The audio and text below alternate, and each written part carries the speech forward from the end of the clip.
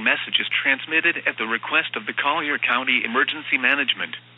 With tropical storm force wind moving into the area, county officials urge all people within Collier County to take shelter until the all-clear is given. Emergency services will cease responding to calls for service as of 6 a.m. until it is determined to be safe to resume services by county officials. Be prepared to shelter in place through at least Monday due to hurricane force wind and the potential for significant storm surge.